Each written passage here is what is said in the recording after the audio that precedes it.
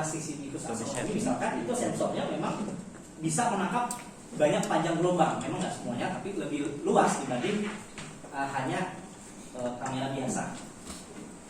Termasuk kayak kamera saya ini saya beli biasa, tapi setelah itu saya modif biar dia bisa merekam lebih banyak ke arah gelombang merah, ke arah di atas 500 nanometer. Kemudian tentu saja kalau kita bicara yang lebih advance lagi, cari kamera yang punya cooling system. Jadi kamera punya kipas yang bisa mendinginkan sensor bahkan sampai minus 40 derajat Celcius. Nah, itu hanya ada di kamera-kamera yang khusus astronomi. Bentuknya aneh, nanti ada fotonya. Dimana memang ada kipasnya di situ. Karena kita tahu motret astrofotografi bisa berjam-jam. Tentu saja sensor yang digunakan akan panas dan itu akan menyebabkan problem di mana hasil gambar akan banyak yang disebut sebagai noise dan itu sangat sulit untuk kita olah nantinya. Jadi kamera-kamera yang bagus itu yang memang punya cooling system. Jadi kalau misalkan nanti mau budget beli kamera khusus astrofotografi, khusus astronomi, ya kalau bisa yang ada cooling systemnya. Dan terakhir ini yang lebih advance lagi, biasanya ada speknya namanya yang dia punya efisiensi kuantum yang sangat tinggi. Artinya apa? Ketika kita motret, yang terjadi adalah proses berubah data analog dalam bentuk foton ke arah elektron, kemudian diubah menjadi digital. Dan ini terjadi setiap kali kita motret. Dan ada banyak kamera yang punya efisiensi convert dari analog ke digital yang rendah. Jadi si kamera sebenarnya dapat cahayanya 100, tapi dikonversi sama si sensornya paling cuma efisiennya cuma 40 atau 50. Nah, dalam astrofotografi sayang banget nih, cahaya udah dapat banyak oleh lensa, teleskopnya udah bagus, tapi si sensornya ternyata convertnya malah sedikit. Nah, cari yang memang punya quantum efisiensi yang tinggi. Itu adalah salah satu spek yang hanya ada di spek kamera khusus astronomi. Yaitu sedikit bicara. Nah, ini juga tentu sudah pada tahu ya tentang bagaimana betapa si langit, si cahaya dari benda langit itu di-convert menjadi dari analog menjadi digital dan akhirnya disimpan di tempat penyimpanan digital.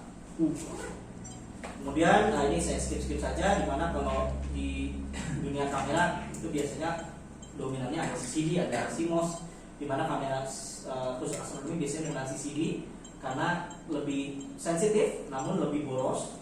Sementara kamera-kamera seperti ini kebanyakan menggunakan CMOS karena lebih efisien namun memang kurang sensitif di arah benda langit ya. Ini bisa dibaca saja nanti. Dan ini banyak speknya kenapa CCD lebih baik buat astronomi. Tapi memang teknologi terbaru CMOS sangat pesat sekali perkembangannya sehingga bahkan hampir menyamai kualitas CCD meskipun saat ini CCD masih digunakan secara dominan di astronomi. Ini yang tadi saya sampaikan bahwa mata kita hanya tentu sudah pada tahu ya.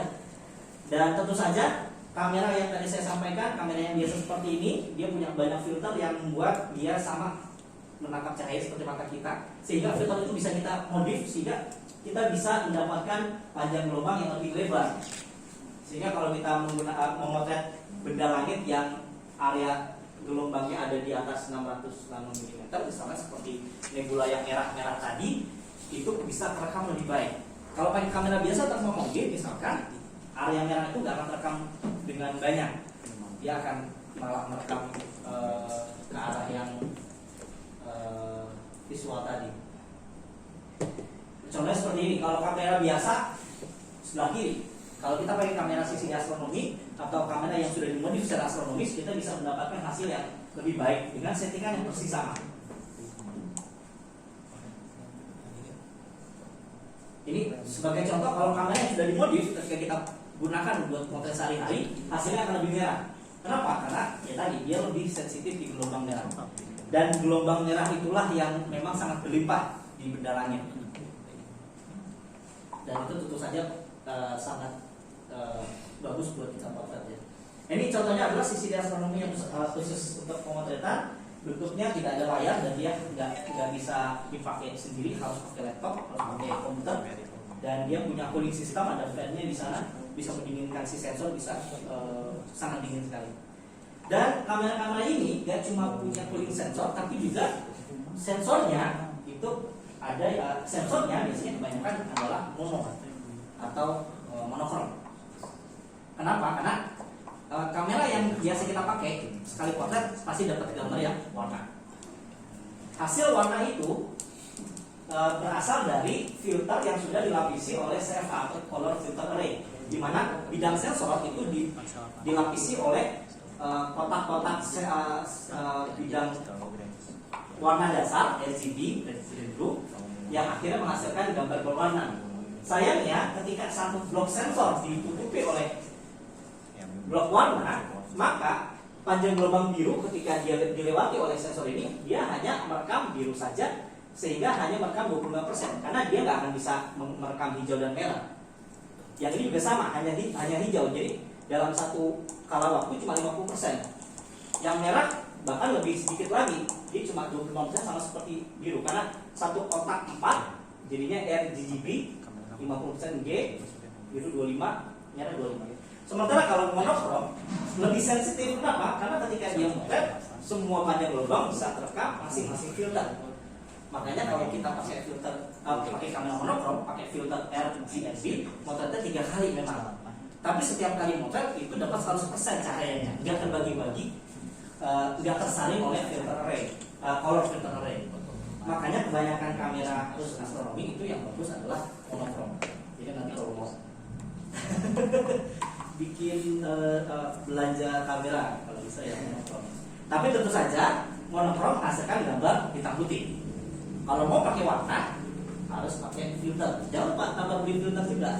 Filternya ada banyak, tergantung panjang gelombangnya. Makanya yang motret langit yang serius biasanya nggak cuma kamera sama teleskop sama mounting, tapi juga ada filter. Karena itu ternyata sangat penting buat motretan, terutama bagi yang buat penelitian. Kalau monokrom lebih sensitif ya?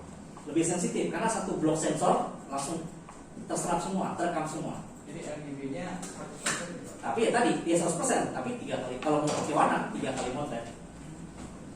Seperti ini.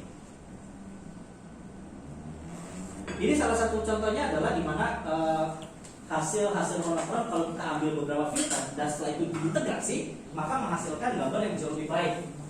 Karena setiap filternya dia menyerap 100% cahaya dibanding kalau kita pakai filter RGB.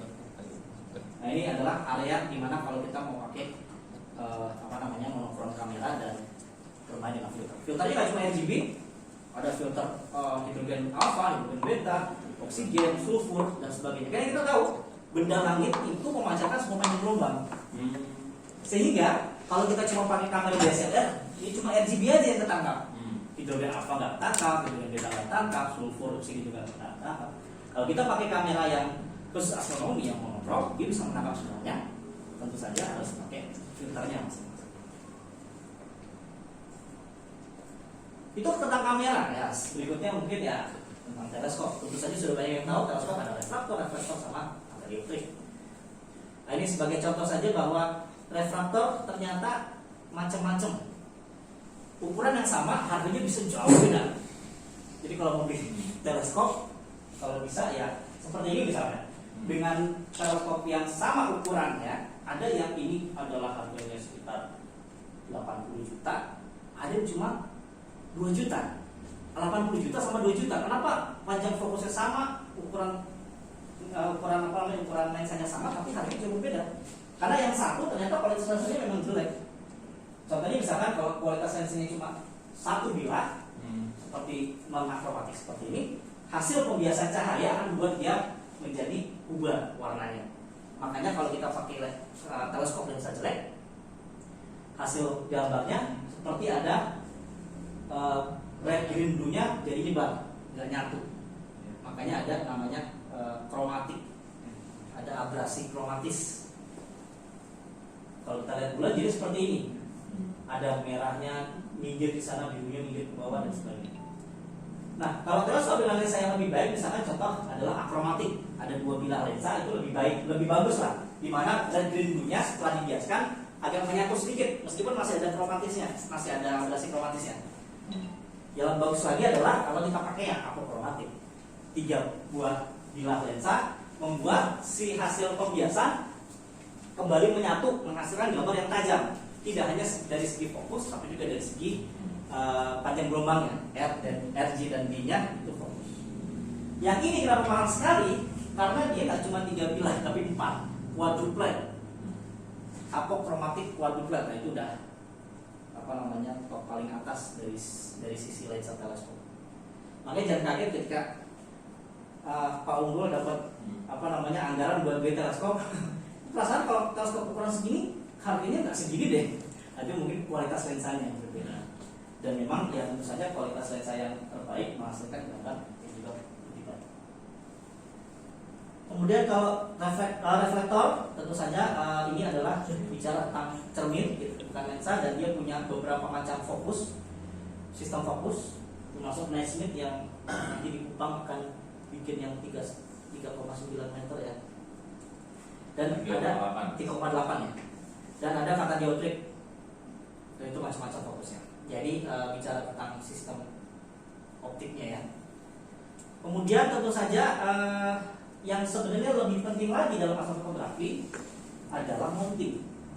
Jadi kalau saya ditanya, saya mau budgetin beli alat astrofotografi, saya langsung berapa budgetnya sekian, saya langsung bilang berapapun budgetnya, kalau bisa 70% budget buat mounting, 30%-nya terserah ya optiknya. Jadi optik yang paling bagus sekalipun kalau mountingnya jelek nggak bakal bisa dapat hasil yang bagus. Karena apa? Ya dia goyang terus, kemudian trackingnya jelek, hasil gambarnya trail, meskipun mungkin dia quadruplet gitu ya.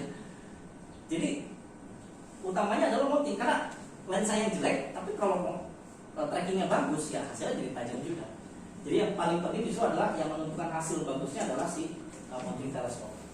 Dan mounting ada 2, ada equatorial dan azimuth. Saya dapat kabar di ini ada teleskop tapi semuanya azimuth ya, kalau nggak salah. Jadi belum ada yang equatorial. Ya untuk bisa motret yang bisa motret langit sayangnya memang yang hanya equatorial. Dan itu bentuknya seperti ini, jadi ada bandulnya di situ dan ada poros yang harus mengarah ke arah kutub terdekat. Dalam hal ini kalau kita di lintang selatan dia adalah harus ke selatan, yang ini utara, dan itu harus presisi dalam bentuk polar line tadi. Ada juga yang bentuknya sistemnya form seperti di Bosca yang besar itu, dan juga ada yang Dobsonian yang biasanya cuma untuk visual. Dan ini adalah salah satu tantangan besar dalam astrofotografi, di mana kalau mau langit pakai teleskop dan atau pakai tracker, kita harus pastikan salah satu porosnya adalah sesuai dengan poros rotasi bumi dan ke arah kutub terdekat. Kalau kita selatan berarti selatan. Itu apa ya? Ini tracker kan? Sama kayak dia, jadi dia cuma bisa support kamera dan lensa kecil. Jadi sama aja. Intinya adalah dua-duanya harus mengarah ke arah kutub langit terdekat, dan itu ternyata tidak mudah. Pertama kita bisa menggunakan alat bantu kompas gitu ya. Tapi tentu saja kompas itu adalah arah medan magnet, bukan arah kutub sebenarnya. Jadi harus ada koreksi di situ. Yang kedua, arahnya nggak cuma ke horizon si utara atau selatan, tapi tentu saja harus menyesuaikan lintang. Kita di Bangkok ternyata -7 atau lintang selatan 7, dan artinya si mounting harus kita naikkan sedikit 7 derajat ke arah atas. Dan itu ya di sini ada settingannya, tapi tidak perlu menghasilkan hasil yang presisi, dan itu harus berulang kali. Dan tidak mudah juga mengarahkan dia tepat ke kutub langit selatan, karena di kutub langit selatan tidak ada bintang terang sebagai pemandu. Berbeda dengan teman kita yang di utara, di sana mereka punya bintang terang namanya Polaris, bintang yang kalau dilihatin sepanjang malam itu tetap diam di tempatnya. Itu sebagai acuan. Sebagai acuan karena dia berada di arah poros langit kutub. Jadi di selatan kita agak sulit karena di selatan tidak ada bintang terang sebagai panduan. Jadi harus seperti itu. Dan itu tujuannya agar kita bisa mengikuti gerak bintang, hasil dari gerakan rotasi bumi, agar hasil gambarnya tidak blur. Seperti ini contohnya. Nah ini semalam saya berkali-kali setting, dapatnya blur lagi, karena memang cukup sulit. Meskipun ada bantuan kompas, nggak selalu ketika kita pasang langsung bisa pas. Kita harus cari geser kiri dikit, geser kanan dikit, dan cari arah yang pas untuk bisa mendapatkan hasil gambar yang bintang itu titik. Dan mounting pun juga hasilnya harganya berbeda-beda. Banyak yang memang mounting murah ya hasil trackingnya nggak terlalu bagus. Ada yang memang trackingnya bagus, namun tentu saja kualitasnya juga berbeda-beda. Sehingga kalau kita mau motret, kebanyakan orang idealnya seperti ini. Ada mounting yang equatorial, teleskop yang memang kualitas optiknya bagus, kemudian ada kamera di belakangnya, kabel di mana-mana kan pakai power. Kemudian juga ada finder scope yang ternyata di sana ada kameranya juga sebagai guider. Atau yang dia pakai narrowband, dia pakai filter di belakangnya, kemudian juga penggunaan laptop karena dia pakai kamera khusus astronomi dan lain sebagainya. Di sana ada kamera tambahan namanya guide kamera. Jadi ketika kita tracking, meskipun kita berhasil mengarahkan mountingnya ke arah kutub langit dan mendapatkan hasil yang tajam, namun untuk banyak fokus yang lebih tinggi lagi, kita harus menyeting dia lebih presisi lagi. Bahkan ketika dia sudah presisi, ada yang disebut sebagai periodic error. Dan itu ada di semua mounting. Sehingga ketika kita motret dalam rentang waktu yang di atas mungkin 1, 2, 3 jam, kita akan melihat adanya pergeseran antara satu frame ke frame yang lain.